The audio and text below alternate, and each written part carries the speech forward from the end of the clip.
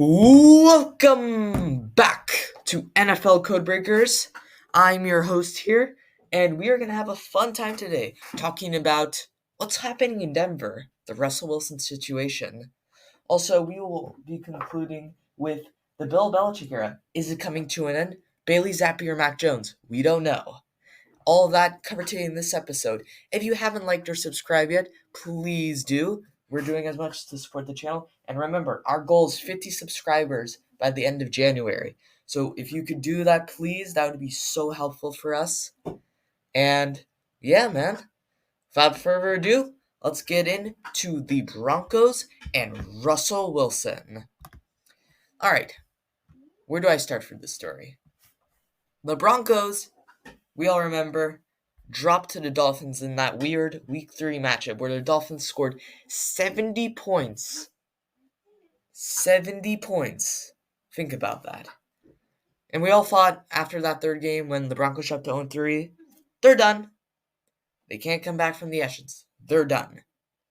Well, let's just say Russell Wilson and Sean Payton have proved you guys wrong. And though it hasn't been the prettiest season for them, think about it. 1-5, we're counting them out, and now all of a sudden, they're 7-8. Crazy how the NFL season evolves in such a short period of time when we really think about it. But with that further aside, the Broncos have decided for the remaining two games, a similar situation last year with the Raiders, to bench Russell Wilson. Now, many of you are like, well, yeah, he's a horrible quarterback. The Broncos, they've done so much stuff, and they could be so much better. But wait just a minute here. Though Russell Wilson is having not his best seasons, he's not elite anymore. I'll agree with you on that. But he's having a pretty good season with 26 touchdowns to 9 interceptions, a QBR of 50.0, 3,070 passing yards. I know those aren't perfect stats, but he's playing average, right? And it's better than he was playing last year. And he's come up with a few big games against the Bills.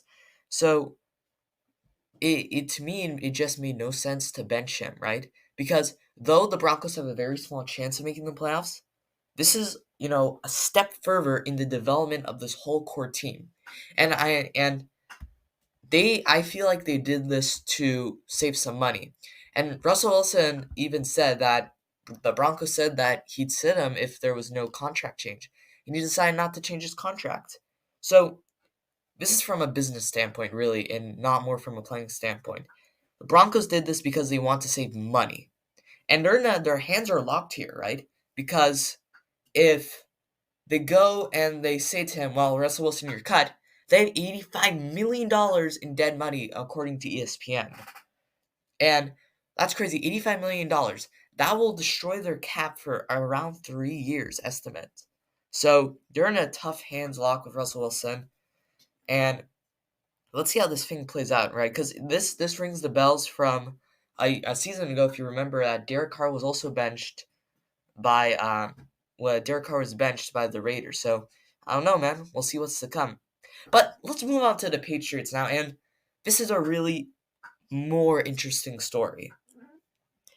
This is really a story when I think about the Patriots. I think about the legacy, the 6 championships of Tom Brady and all of that. I remember for when I started watching football a few years ago. And it feels like to me they will never be the same again, or at least not for a really long time.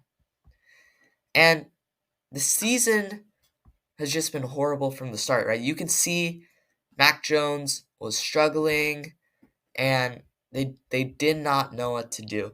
And it's sad, right? They're 4-11, fourth in the AFC East. You have Bailey Zappi as your QB. And let's discuss what options Bill Belichick has really at the end of the season. My ultimate theory is that he's going to part ways with the Patriots, and he's either going to go to the Chargers, he's going to go to, I think, the Pittsburgh Steelers, because I think Mike Tomlin's going to be out also. So it's just really an end of the era, right? And though he did win these 6 championships, he always did with Tom Brady, and that's the only thing he's going to go back on his career and look like. I couldn't win a championship without Tom Brady, really, as a head coach.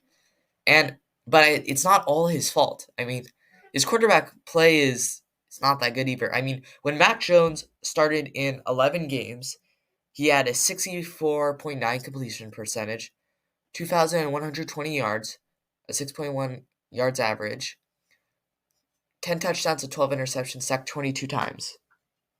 Those are really bad stats, especially for 11 games. So he's averaging less than a touchdown per game and more than an interception per game.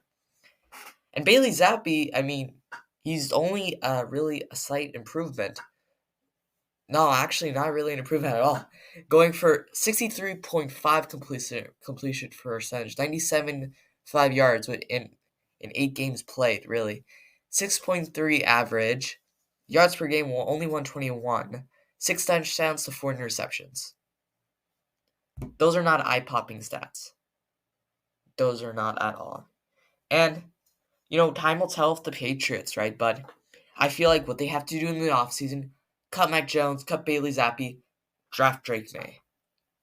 Because they're going to have a top 2 spot, really, in the draft. So you can draft Drake May, and you can really build around him for the future, right? Because they're going to have some cap room, they're going to get some free agent signings. So it's going to be exciting where we're going to go this Patriots place in a few years. Thank you, everyone, for listening to NFL Codebreakers today. We are so happy you are listening to us. Make sure to like and subscribe below.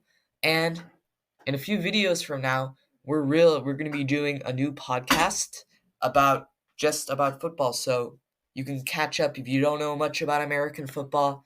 You can know the rules, some of the understandings